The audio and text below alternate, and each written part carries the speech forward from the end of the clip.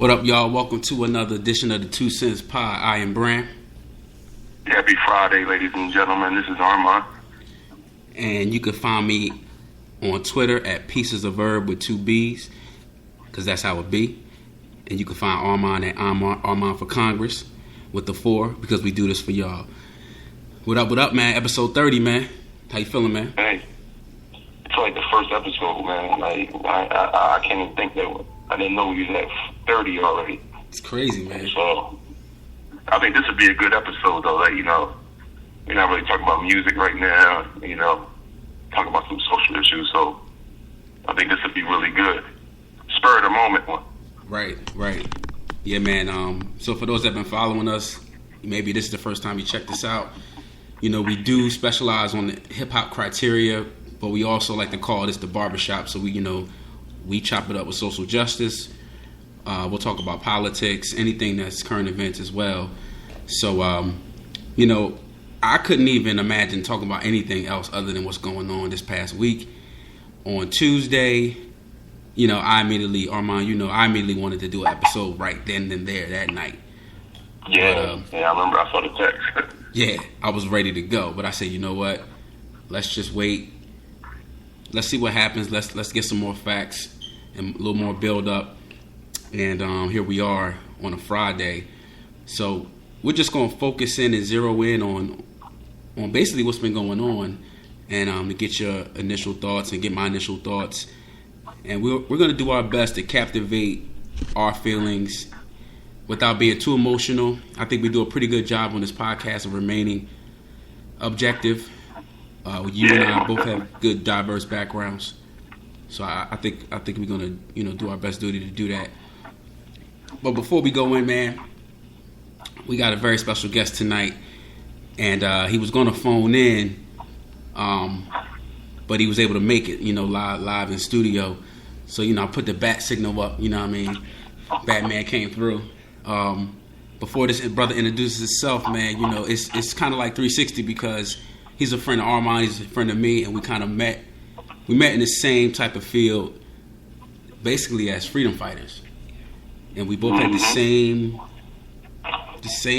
passion, just coming from different areas. And Keon is stuck with us like glue. We all still keep a tight brotherhood. So he's a friend of me, friend of Armand. Spiritual leader, religious leader, activist, Morehouse representative, Princeton alumni, husband, father. Without further ado, man, Keon Gerow, welcome to the show, baby. Listen, I could not think of a better place to be than right here tonight. Let me first say thank you to Armand and Brandon. You guys continue to hold it down day after day, sweatless victories after sweatless victories. It's because of guys like you all that Philadelphia and this entire country is much better than what it could be. And my hat is off to you. I salute you, and thank you for inviting me into your program. Thank you, brother. And if y'all listening, man, look up Keon Gerow, man, on Facebook, man. He one of the young and up and coming pastors in the city. Like, he just don't preach about it; he live about it, man. And I know him personally. He's a good dude, and if I do step into a church, it'll be it. So he's a really good dude. Passionate, and he's just not one of those guys talking about it. So you're going to hear his name in the future, most definitely. I can see on the national scene. Speaking that gospel and being a great leader. So it's an honor to have you on here, brother. My pleasure. Thank you so much. We know you personally. My man. All right. So, man, let's get down. We can kind of go in a roundtable fashion, and just to get everybody's initial thoughts on this week and what happened Tuesday with Alton Sterling's situation. Armand, you wanna break us off first? Hey, and yeah, man, most definitely, Brandon. I just came off a little short vacation. I was in Vermont, hiking and playing golf. So I was like off the grid, and I came back, Tuesday. Got back late Tuesday, and and I saw a couple people tweeting about it and Facebook. I'm like, man, what happened now? But I wasn't really interested. I just thought it was another, I ain't want to see no negativity, man. But that morning when I watched that video of the guy in Baton Rouge, and I saw it, my brother sent me the angle where it was close.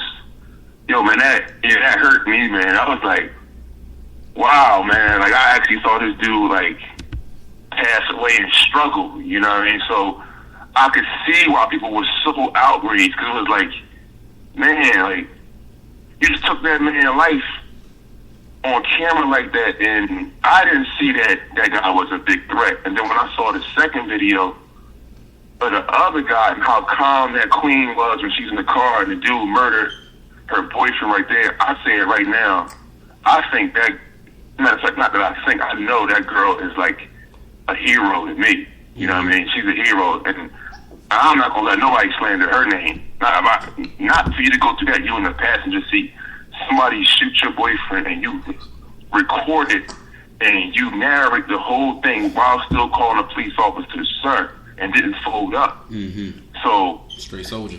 I mean, that to me, it's not even about black, white. It's just human nature that you got to respond to that in a certain way. Like, hold on, that's not fair.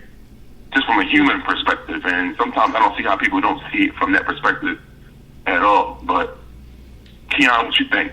Well, listen. Here's what the reality is. The reality is that I am convinced that regardless of where you stand religiously or spiritually, that the universe is concerned about love, and ultimately, what we are supposed to do is love people and use things. What we've been doing, though, is using people and loving things. And as a consequence of that, man, we have an entire nation that's in trouble. We are experiencing the 21st century version of the civil rights movement right before our eyes. We are on the verge and the precipice of a civil war if we're not careful. When we look at what happened to Alton Sterling, Brother Castillo, these are simply the rule and not the exception, unfortunately. If, in fact, policing was really rooted in sincerity and being genuine and being authentic to the community in which it's serving and protecting, we would never even have these issues. How many hashtags do we need? We've got hashtag Trayvon Martin. We've got hashtag Eric Gardner. We've got hashtag Sandra Bland. The hashtags are way too many. And as a consequence of that, when we look at the video, it becomes crystal clear that some police officers have not really taken the serious oath that they swore to serve and protect. Unfortunately, there are a few who are serving, protecting, and breaking a brother's neck. And we've got to speak truth to power and make sure to it that the few rotten apples and tomatoes that are in the barrel are removed, because here's what I know. My father's side of the family grew up in South Carolina on farms. And what I learned as a small boy is if you got a barrel of 50 ripe apples and one rotten apple gets in the barrel, if you do not forcefully and quickly and swiftly remove that one rotten apple, then it completely cancerizes every single other apple that's in the barrel as well. Mm-hmm. And so what I'm suggesting is that we've got to begin to think through some serious solutions as to how it is that we can remove those few rotten apples from the barrel that's giving the rest of the police officers bad names. Yeah, man. Well said, man. I couldn't say any better than that. Right. That podcast over. No, but my initial thoughts, with the Alton Sterling thing, I said, okay, this is pretty crazy. And then we found out some facts later on that day. So with the brother in Baton Rouge, I said, man, you know what? This should be declared a state of emergency. And, and then right after that, 5 officers are killed. Dude, this is like 9/11 right now. Absolutely. This should be like it was in, where was Obama was in Poland. Right. Brother, you got to come back. Yeah. ASAP. Yeah. Declare a state of emergency. This is getting out of control. And you know what I don't like, though? I don't like when people say they sit this on Obama's lap. Like, I've seen a couple people on my timeline saying, this is Obama's America, this is what Obama wanted. That's when I don't like getting into it with people online. I don't like typing and all that stuff, because majority of people out there that type all that stuff, they don't say that stuff in person. Right. But I don't think that you can blame the culture of the police on a president who just got elected in 2008.